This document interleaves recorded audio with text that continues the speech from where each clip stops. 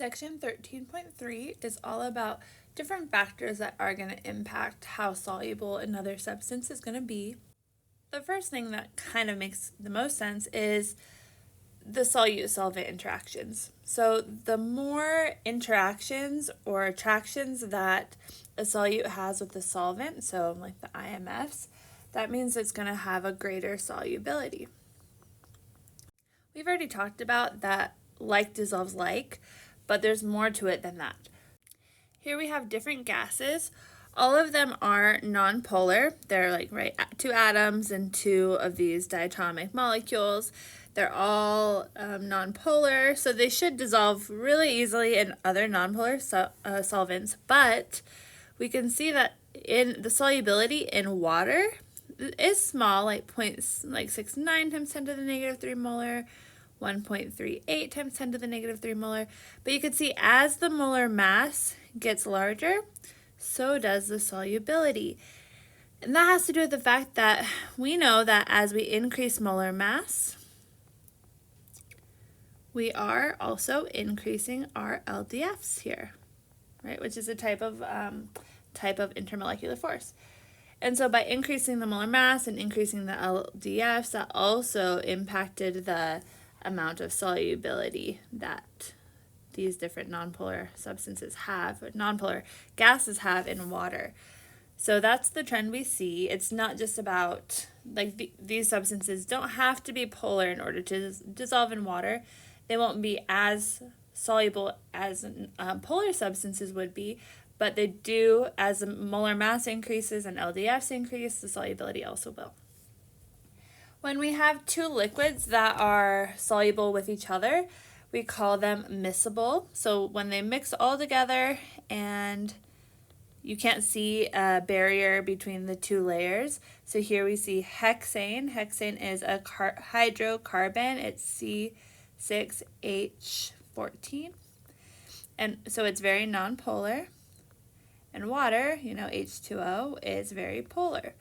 So these two things, we see that they do not mix together. We see, hexane is less dense, so it's up on top, and water is more dense, so it's at the bottom.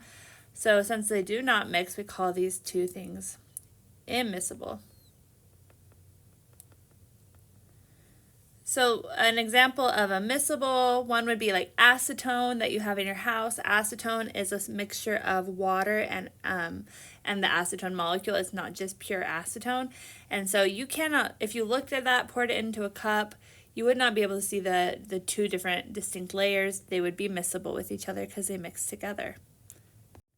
When we're talking about organic and biomolecules dissolving in water, this is actually pretty interesting because it does have to do with chemical reactions or like life molecules. So first, when we think about organic molecules, here we have cyclohexane, so C6H12. It is all hydrocarbon, no oxygens in there, no OH groups, so hydroxyl groups. So this is very nonpolar. So cyclohexane is very insoluble in water. We don't see it mixed together. Now glucose has a very similar cyclical structure, but we can see all of these OH groups coming off the sides, and even this oxygen here. That's going to make this molecule very polar. And so glucose does dissolve in water, making it very soluble. And it really has to do with the fact that there are these polar side groups that are able to cause hydrogen bonding, so the glucose will mix in with water. So when we have polar organic molecules, they dissolve much better in water than the nonpolar organic molecules. This has to do with more hydrogen bonding availability, more dipole-dipole interaction, right? These carbon-carbon and carbon-hydrogen bonds are nonpolar bonds, and so our cyclohexane, because it's a nonpolar molecule, is going to be insoluble, but polar, adding some of these polar groups help it to dissolve and be soluble in water. Now, biomolecules, such as these vitamins, we have two different vitamins here, vitamin A and vitamin C. The structures of them also impact not only whether they dissolve in water, but how often we have to consume them in order to, stay healthy. So when we have something like vitamin A here, Most of the molecule is carbons and hydrogens and carbon-carbon bonds. And so this part of the molecule is nonpolar. But over here on the side here, we have this OH group. This is the part that can interact with water. So if I was to consume either, like, maybe I take a vitamin A supplement, or I have some kind of fruits or vegetables that have vitamin A in it, the vitamin A is going to mix with your blood, right, with the water in your blood, with this OH group. But then this non-polar part is going to make this molecule very fat soluble. So fat soluble vitamins are mostly nonpolar. They are stored in fatty tissue. It makes it so they actually do get stored in your body. So vitamin A, you don't have to have as much because you have a backup supply of it stored in your fatty tissue. Something like vitamin C, though, we can see that vitamin C has a bunch of these hydroxyl groups on it, making it interact with water much more readily, so it's much more soluble. And so it's going to actually stick with the blood, and it's going to go through your organs, and you're going to eventually like pee it out. So because water-soluble vitamins, they are going to stay in the blood and not get stored in fat, they actually need to be in your diet every day because you're not going to be able to have a backup supply of them. Once you put them in, your body uses what it needs, and then you excrete it out. The next factor we're going to talk about is the pressure effect and how that impacts solubility. Now, we know that solids and liquids are non-compressible, so they really don't have much of an impact on pressure, but gases are compressible by pressure, and so they really do. So initially, I might have some equilibrium here between the molecules, my solute that's in the gas phase, and how much of those go into the liquid and get dissolved. If I increase the pressure by pushing down on this piston, then I'm going to basically force more molecules into the solution, and until we reestablish equilibrium. And so basically we have this law called Henry's law that says that how much gas fits in a solution, so the solubility of a gas, is related to the pressure of that gas above the solution. So the higher the pressure of that gas, the more I'm going to be able to dissolve. So the equation we're going to use is that the concentration of the gas, which is the solubility, is equal to the Henry's law constant, which is specific to the gas, that's gas in that solvent at a particular temperature, times by the pressure of the gas above. We see this all the time. If you look at a 2-liter bottle of soda and it hasn't been opened, you can feel it's very taut and very hard. That's because there's a bunch of carbon dioxide gas that was purged into that container before they sealed it up. So we have a high pressure of CO2. Once you crack it open, though, all of that extra carbon dioxide gets released, and actually you see a bunch of the bubbles start to come out of the water. And so we're going to do a practice problem with this that's related to our soda. So we're going to calculate the carbon dioxide concentration. So these little brackets here mean the concentration in molarity. So calculate the concentration of CO2 in a soft drink that is bottled with a partial pressure of CO2 that is 4 atmospheres at 25 degrees Celsius. The Henry's law constant for CO2 in water at this temperature is 3.4 times 10 to the negative 2 moles per liter. That's molar per atmosphere. All right, so let's see what we have. We have a pressure of CO2, and we're asked to find the concentration of CO2, and we have the Henry's law constant. So we're going to say the concentration of CO2 equals the Henry's law constant times by the pressure of CO2. We're going to solve for the concentration of CO2. Henry's law constant is 3.4 times 10 to the negative 2 mole per atmosphere, and the pressure we're applying is 4 atmospheres.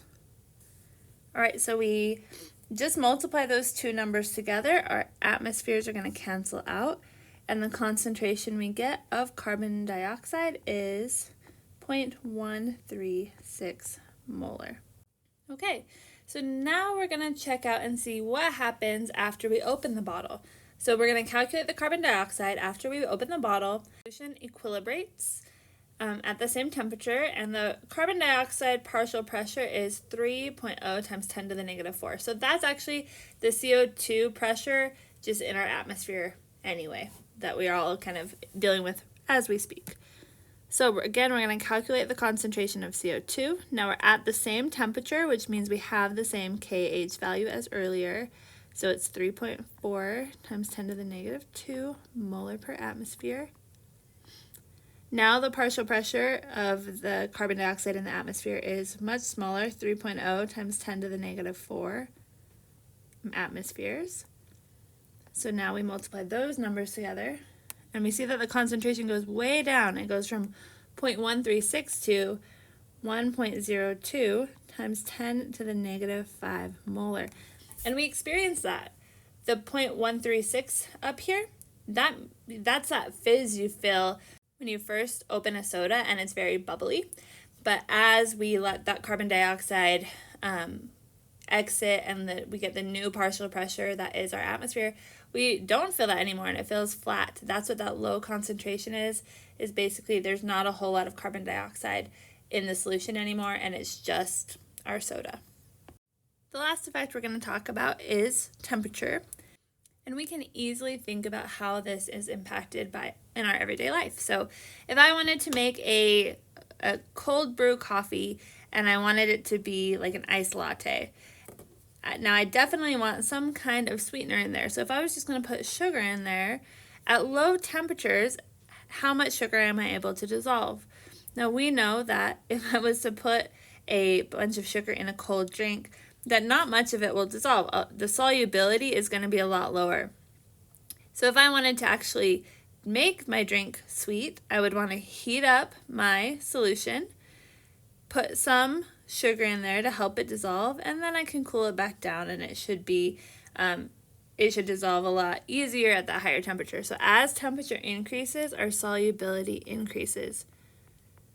In general, there's a weird caveat. So we can see for like almost every single one of these salts, so these are ionic compounds, there is an increase, or like sodium chloride's actually pretty consistent. So salt, not a huge difference at different temperatures.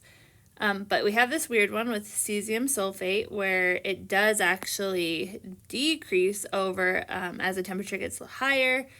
It's a weird caveat, but we do know that for the most part, we're going to have an increase in solubility as I increase the temperature. Now, this is the opposite for gases. So for every single gas, as I increase the temperature, then my solubility is actually going to decrease. And we know this. If I have a sparkling water or a soda and I open it and then I decide, oh no, I actually need to go do something. Am I going to leave it outside on a hot day to keep my bubbles in, or am I going to go put it in the fridge?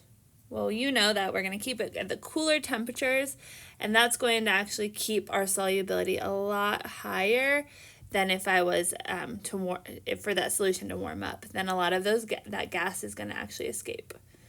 This is also shown when with fish. Colder rivers actually have a higher oxygen content because at colder temperatures we have a lot higher of an oxygen dissolved than at warmer temperatures. So warming of water can actually be harmful for fish that aren't adapted to those warmer temperatures.